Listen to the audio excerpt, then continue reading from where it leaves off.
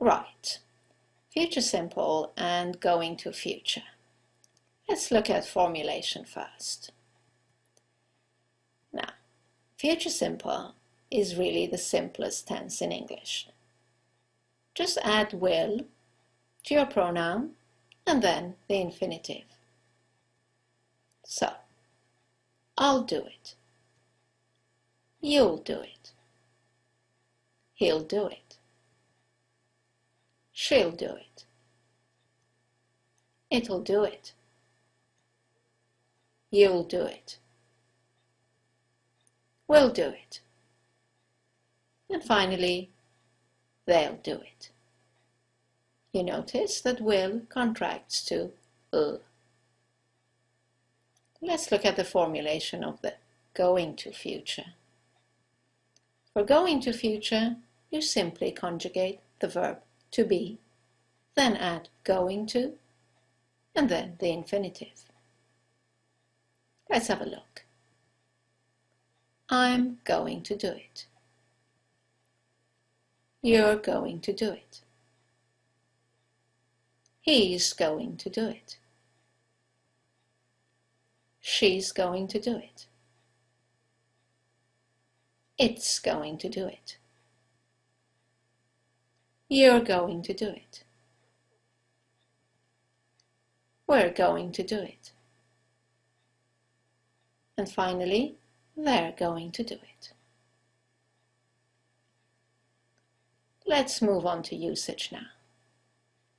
Future simple. Future simple has two main usages.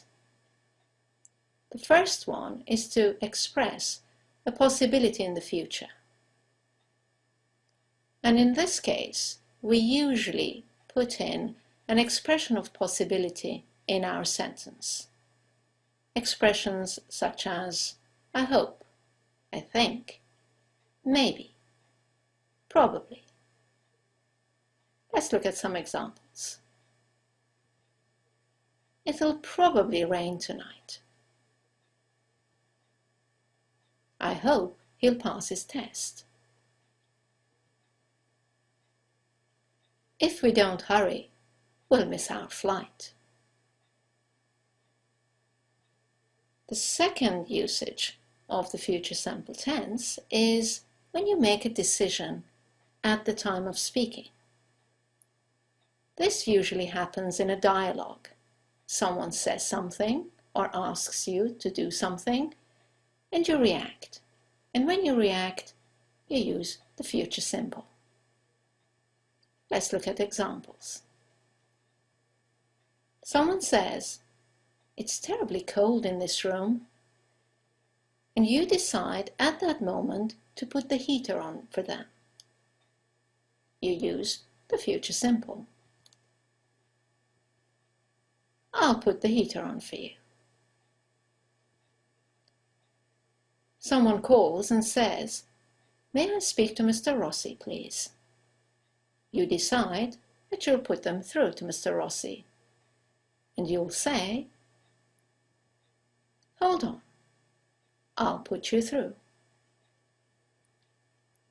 Let's look at another example. Someone says to you, "I'd love to see the town." Having heard this, you decide to show them around. So you say, "Really? Okay, I'll show you around." Now, let's look at the usage of the going to future. Again, there are two main usages. The first one is to indicate some form of certainty for the future, something that's certain to happen. Let's look at some examples. Look at those black clouds. It's going to rain any minute. He has studied really hard. He's definitely going to pass his test. The roads are all blocked. We're going to miss our flight. Let's look at the second usage of the going to future.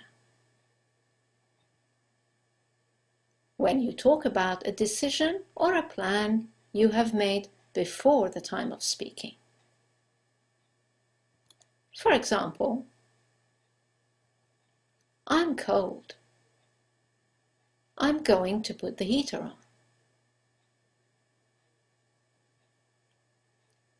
Mr. Rossi isn't here. I'm going to put you through to his assistant. I know you want to see the town. I'm going to show you around. Let's compare the two tenses for each usage. Let's look at the first usages of will and going to. As you will remember, will was to express a possibility, and going to was to express certainty. Let's compare the examples. It'll probably rain tonight. We're not sure. Compare that with, look at those black clouds. It's going to rain any minute.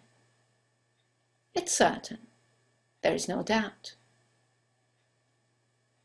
The next example was, I hope he'll pass his test, but I'm not sure. Compare that with, he has studied really hard. He is definitely going to pass his test. The word definitely underlines the certainty in this tense. And the final example was, if we don't hurry, we'll miss our flight. There's a possibility of missing your flight. However, if the roads are all blocked, and there's certainty that you will miss your flight, you will say, we're going to miss our flight. There's no doubt. Let's look at the second usages of the two tenses and compare them. Will was for a decision at the time of speaking, whereas going to was for a decision made before the time of speaking. Let's compare the examples. In the dialogue, someone said, it's terribly cold in this room. And your reaction was, I'll put the heater on for you. Whereas if you're cold yourself and you decide to put the heater on, then you can tell the listener, I'm cold. I'm going to put the heater on. You made this decision before you spoke to him or her. Our second example was, on the phone, someone said, may I speak to Mr. Rossi, please? And you decided to connect them, so you said, hold on, I'll put you through. But Mr. Rossi wasn't there, so you decided that you would put them through to his assistant, and you told them so. Mr. Rossi isn't here. I'm going to put you through to his assistant. And our final example was, someone said, I'd love to see the town. You reacted in the dialogue by saying, really? Okay, I'll show you around. Whereas in the going to example, you already knew that they wanted to see the town, and you had decided to show them around. So you said, I know you want to see the town. I'm going to show you around. Well, that should have clarified the differences between will and going to for you. Before we move on, I'd just like to point out two words that you will come across quite often. One is shall, and the other is gonna. Now, shall is a very formal word if used for the future tense. It goes with the pronouns I and we. But if you use it, you will sound quite formal. You will be correct, but formal. So you might hear, or you might say in a formal situation, instead of I'll see you later, you can say I shall see you later. We'll discuss this tomorrow.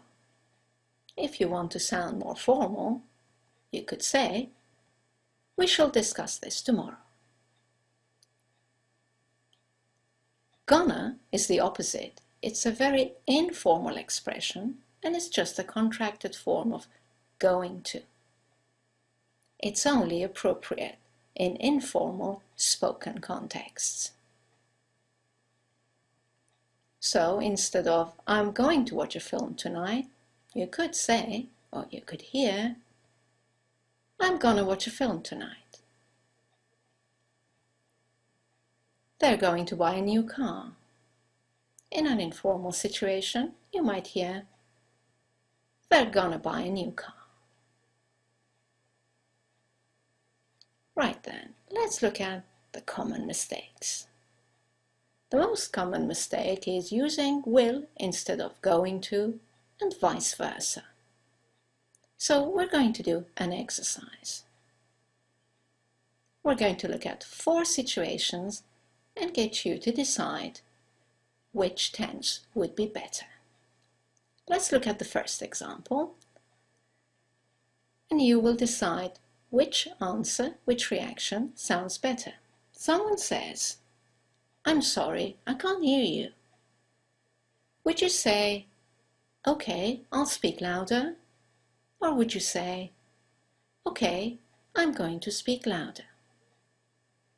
Take a moment to choose your answer, and then we'll look at the correct answer. That's right. The correct answer is A. You're making this decision at the time of speaking. I'm sorry, I can't hear you. Okay, I'll speak louder. Let's look at our second example. Someone asks you, what have you planned for the weekend? Now, you don't have any plans. What should you say? Nothing, I'll probably stay home. Or, nothing, I'm probably going to stay home. Take a moment to choose the sentence that sounds better to you. Correct. The answer is A. Nothing. I'll probably stay home. Because you're reacting to the question and deciding at the time of speaking to stay home. You had no plans or decisions before you were asked. Let's move on to our third example. Someone asks you, are you sure about this? Yes, I know it'll work. Or, yes, I know it's going to work. Take a moment to choose your answer.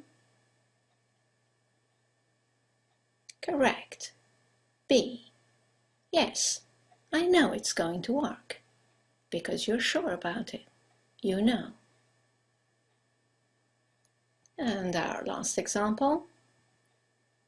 Someone asks you, what have you decided about your flat? And you have a decision.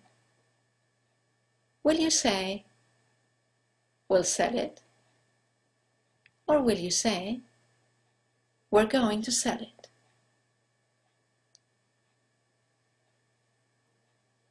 Correct. We're going to sell it, because you've already decided before you were asked that question.